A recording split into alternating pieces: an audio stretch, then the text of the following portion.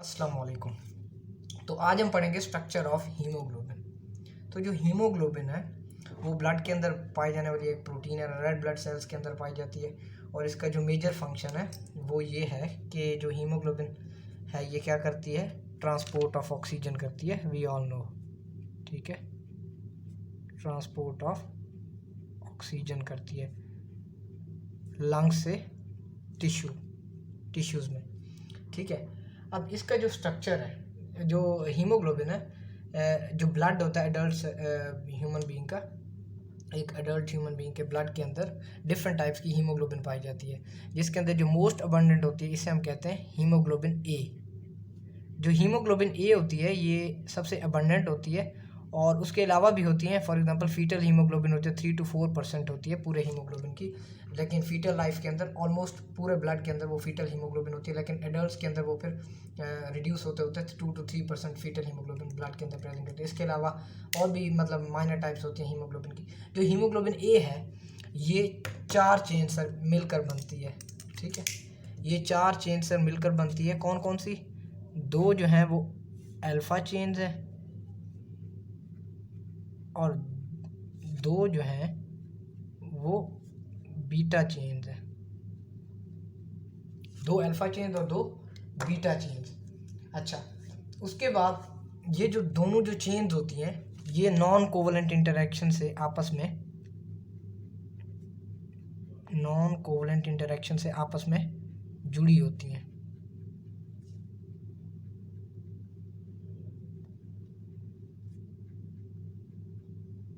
वो आगे हम देखेंगे कि नॉन कोवलेंट इंटरेक्शन से मुराद ये है कि इसमें हाइड्रोजन बॉन्ड्स भी आ जाते हैं और इसके अंदर आयनिक बॉन्ड्स भी आ जाते हैं नॉन कोवलेंट इंटरेक्शंस के अंदर। अच्छा, और इंटरमॉलिक्यूलर फोर्सेस भी आ जाती हैं। ठीक है, हाइड्रोफोबिक इंटरेक्शंस। तो ये तो बात हो गई यहाँ पर। अब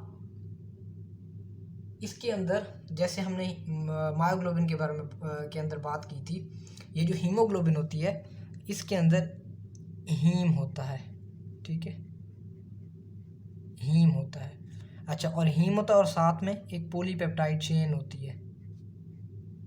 मतलब होती तो 4 है, हीम होता है और हीम के आगे पॉलीपेप्टाइड चेन होती है, और वो पॉलीपेप्टाइड चेन जो होती है वो अल्फा हेलिक्सिस की फॉर्म में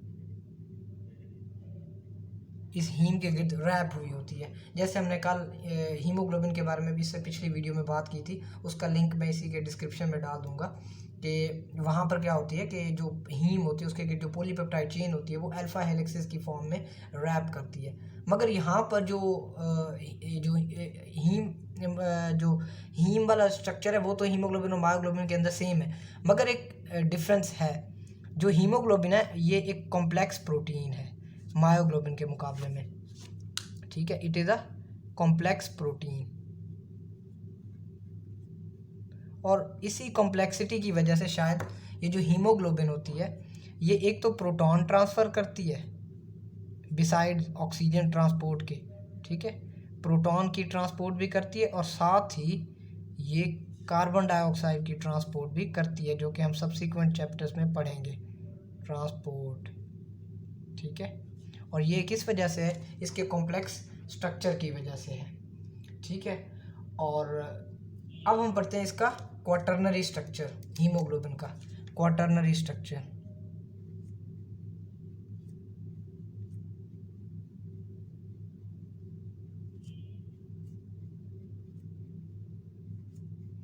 इसके जो क्वाटर्नरी स्ट्रक्चर है उसमें ज़ाहिर है हमने बात की कि भाई 4 ये चेन से मिलकर बनती है। ठीक है, 4 चेन्स कौन सी हैं? 2 उसमें अल्फ़ा चेन्स है और 2 बीटा चेन्स हैं। अब ये जो अल्फ़ा चेन्स है, अच्छा, और ये कितने मॉलिक्यूल्स बाइंड करती है? 4 ऑक्सीजन के मॉलिक्यूल्स बाइंड करते हैं, क्योंकि इसके अंदर 4 ऑक्सीजन पॉकेट्स होते हैं। 4 ऑक्सीजन पॉकेट्स क्यों होते हैं? क्योंकि जो हर हमारे पास हीम होता है वो एक ऑक्सीजन को मॉलिक्यूल को बाइंड कर सकता है। मायोग्लोबिन के अंदर एक हीम ग्रुप होता है, लिहाजा मायोग्लोबिन के अंदर एक ऑक्सीजन का मॉलिक्यूल बाइंड करता है। हीमोग्लोबिन के अंदर 4 हीम ग्रुप्स होते हैं, लिहाजा हीमोग्लोबिन के अंदर 4 ऑक्सीजन बाइंड करते हैं। अच्छा, अब ये जो एक अल्फ़ा और एक जो बीटा है, ये जो 2 चेन है ये मिलकर एक डाइमर बनाते हैं। अच्छा, और वो जो डाइमर होता है, इस एक डाइमर को हम कहते हैं अल्फ़ा बीटा 1 डाइमर। अब इस डाइमर के अंदर ख़ास बात ये होती है कि ये जो दो हमारे पास अल्फ़ा और बीटा चेन्स हैं, इनके दरमियान में कौन सा इंटरेक्शन होता है, इन दो अल्फ़ा और बीटा सब यूनिट इनके दरमियान में होता है हाइड्रोफोबिक इंटरेक्शंस। और वो कैसे होता है, वो हमने पहले भी बात की। वो हाइड्रोफोबिक इंटरेक्शन ऐसे होता है कि इनके जो नॉन पोलर अमाइनो एसिड्स होते हैं वो आपस में एक दूसरे के आमने सामने आ जाते हैं और वो इंटरेक्ट करते हैं, हाइड्रोफोबिक अमाइनो एसिड्स, जिन्हें हम कहते हैं हाइड्रोफोबिक इंटरेक्शंस। और ये जो हाइड्रोफोबिक इंटरेक्शंस होते हैं ये बहुत स्ट्रॉन्ग इंटरेक्शंस होते हैं, और ये कहाँ होते हैं, इंटरचेन होते हैं। इंटरचेन से मुराद अल्फ़ा और बीटा चेन्स के दरमियान में होते हैं, ठीक है। अच्छा, और उसके अलावा दूसरा जो डाइमर होगा वो भी एक अल्फ़ा बीटा चेन से ही बना होगा, ठीक है। ये अल्फ़ा बीटा 2 डाइमर कहलाता है, ठीक है। इसके अंदर भी इसी तरह हाइड्रोफोबिक स्ट्रॉन्ग हाइड्रोफोबिक इंटरेक्शंस होंगे, इंटरचेन, ठीक है। अब हम आते हैं भाई इंटरचेन, यानी कि जो इंटर डाइमर्स होते हैं, दो डाइमर अल्फ़ा बीटा 1 और अल्फ़ा बीटा 2, इनके दरमियान में कौन सा इंटरेक्शन होगा। अब वो अगर हम ड्रॉ करें एक सिंपल सा, अगर ये मैं कहूँ भाई ये एक हीम है, ठीक है। ये मैंने जो रेड से वो किया उसके दरमियान मैंने H लिख दिया, ये एक हीम है। और इसके गिर्द जो है ना ये हमारी पॉलीपेप्टाइड चेन रैप हुई हुई है, ठीक है। ये जो वो पॉलीपेप्टाइड चेन है, ये उस पॉलीपेप्टाइड चेन की जो पेप्टाइड चेन है, ये थोड़ी सी यहाँ पर ये शो मैंने कर दी। अच्छा, अब ये जो है ना ये हमारी अल्फ़ा चेन है, ये जो दूसरी है ये हमारी बीटा चेन है, ठीक है। अब ये जो अल्फ़ा और बीटा चेन होंगी ये यहाँ पर इंटरेक्ट करेंगी, ठीक है। ये यहाँ पर इंटरेक्ट करेंगे और जैसे हमने कहा ये क्या कौन सा इंटरेक्शन होंगे, ये होंगे हाइड्रोफोबिक इंटरेक्शंस। ये कौन से इंटरेक्शन होंगे, ये होंगे हाइड्रोफोबिक इंटरेक्शन, और ये हमने कहा स्ट्रॉन्ग इंटरेक्शन होंगे। अच्छा, अब दूसरी पे आ जाए। दूसरी ये है कि यहाँ पर ये एक पूरा डाइमर बन जाए अल्फ़ा बीटा 1, फिर यहाँ पर एक और अल्फ़ा चेन है, ठीक है।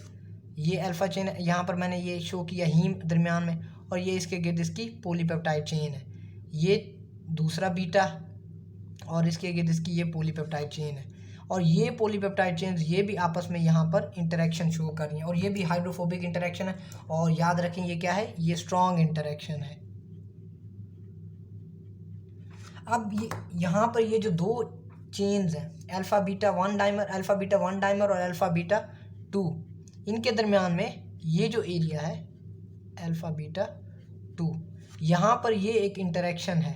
ये जो मैंने रेड कलर से शो कर देता हूँ, ये यहाँ पर ये जो इंटरेक्शन है, इस इंटरेक्शन को हम कहते हैं ये इंटरेक्शन है, ये है इस इंटरेक्शन को हम कहते हैं ये है पोलर बॉन्ड्स। जो दो डाइमर्स के दरमियान में होंगे ये होंगे पोलर बॉन्ड्स। अभी जो पोलर बॉन्ड्स हैं ये वीक बॉन्ड होते हैं as compared to hydrophobic interactions, ठीक है। जो हमने केमिस्ट्री में पढ़ा था कि भाई जो पोलर बॉन्ड होते हैं वो स्ट्रांग होते हैं, और जो हाइड्रोफोबिक इंटरेक्शन होते हैं, जो लंडन डिस्पर्जन फोर्सेस होती हैं वो वीक होती हैं, वो एक अलग कॉन्सेप्ट है। लेकिन यहाँ पर जो हीमोग्लोबिन के केस में जो पोलर बॉन्ड्स होते हैं, जो इंटर डाइमर्स के दरमियान में होते हैं, दो डाइमर्स के दरमियान में, वो वीक होते हैं। और जो अल्फ़ा और बीटा चेन्स के दरमियान में जो स्ट्रॉन्ग हाइड्रोफोबिक होते हैं इंटरेक्शन होते हैं, वो स्ट्रॉन्ग होते हैं। अच्छा, अब क्या होता है कि यहाँ पर हर जो ये चेन है, हर जो अल्फ़ा चेन और हर बीटा चेन, ये अपने साथ एक ऑक्सीजन के मॉलिक्यूल को बाइंड करेगी, ठीक है। अब इस ऑक्सीजन के मॉलिक्यूल को बाइंड करने की बेस पे दो तरह के हीमोग्लोबिन की दो टाइप्स मान लेते हैं फर्दर क्वाटर्नरी स्ट्रक्चर की। एक जो टाइप है उसे हम कहते हैं टी फॉर्म। ये जो टी फॉर्म है, ये टी फॉर्म क्या करती है, ये जो टी फॉर्म है इसे हम कहते हैं टॉट फॉर्म। टॉट कहते हैं कोई भी चीज़ स्टिफ हो, तनी हुई हो, ठीक है। कोई भी चीज़ स्टिफ हो तो उसे हम कहते हैं टॉट फॉर्म। अब ये स्टिफ फॉर्म हम इसे क्यों कहते हैं, ये होती है डीऑक्सीजनेटेड स्टेट में। ये डीऑक्सीजनेटेड स्टेट में होती है। जब हीमोग्लोबिन जो होता है वो कम्प्लीटली डीऑक्सीजनेटेड होता है, यानी ये ऑक्सीजन साइड के ऊपर नहीं अटैच होते, तो उस वक्त जो हीमोग्लोबिन की फॉर्म होती है वो होती है टॉट फॉर्म होती है, स्टिफ होती है हीमोग्लोबिन, ठीक है। अब जब हीमोग्लोबिन के ऊपर ऑक्सीजन अटैच हो जाएंगे चारों कॉर्नर्स के ऊपर, हर हीम के साथ एक ऑक्सीजन, तो उस वक्त जो बनती है हीमोग्लोबिन की कन्फर्मेशन, उसे हम कहते हैं आर फॉर्म कहते हैं। अब जो आर फॉर्म होती है ये होती है ऑक्सीजनेटेड फॉर्म, ठीक है। जो ऊपर मैंने ड्रॉ की है इसका मतलब है वो कौन सी फॉर्म है, आर फॉर्म है। यानी आर को हम कहते हैं रिलैक्स फॉर्म भी कहते हैं, इसे हम रिलैक्स्ड फॉर्म। अब ये रिलैक्स फॉर्म क्यों कहलाती है, ये रिलैक्स फॉर्म इसलिए कहलाती है क्योंकि यहाँ पर अब देखें जब ऑक्सीजन अटैच होता है ना, ऑक्सीजन अटैच होता है तो वो क्या करता है कि ये जो पोलर बॉन्ड्स है ना इसके दरमियान में, दो डाइमर्स के दरमियान में, ये इनको ब्रेक कर देता है, ठीक है। यानी अगर मैं इसी को अगर मैं टॉट फॉर्म में बनाता ना, तो ये जो मैंने रेड कलर की ये लाइंस शो की हैं जो कि मैंने पोलर बॉन्ड्स के लिए, तो मैं इनकी डेंसिटी बढ़ा देता। वो डेंसिटी बढ़ाने का मकसद ये होता कि मैं ये शो कर रहा होता भाई यहाँ पर जब टॉट फॉर्म होती है ना, जब डीऑक्सीजनेटेड फॉर्म होती है हीमोग्लोबिन की, उस वक्त ये जो पोलर बॉन्ड्स होते हैं ये ज़्यादा स्ट्रांग होते हैं, ठीक है। मैं यहाँ लिख देता हूँ, पोलर बॉन्ड्स जो होते हैं ना, जो इंटरडाइमर्स होते हैं, bonds are more strong in deoxygenated form, more strong in deoxygenated form, ठीक है। ये मोर स्ट्रांग होता है। जब ऑक्सीजन अटैच होती है ना, तो याद रखें इनमें से कुछ बॉन्ड्स जो होते हैं वो ब्रेक हो जाते हैं। जब कुछ बॉन्ड्स ब्रेक होते हैं तो उस वक्त जो हीमोग्लोबिन होती है उसके जो हीमोग्लोबिन होते हैं वो रिलैक्स फॉर्म में आ जाती है, ठीक है। तो जिसे हम कहते हैं रिलैक्स फॉर्म, ठीक है। तो ये है सारा हीमोग्लोबिन का स्ट्रक्चर, ठीक है। फर्दर आगे हम पढ़ेंगे, इससे अगली वीडियो में वो हम पढ़ेंगे ऑक्सीजन बाइंडिंग टू मायोग्लोबिन है ना, हीमोग्लोबिन, और इसके कर्व पढ़ेंगे। थैंक यू, अल्लाह हाफिज़।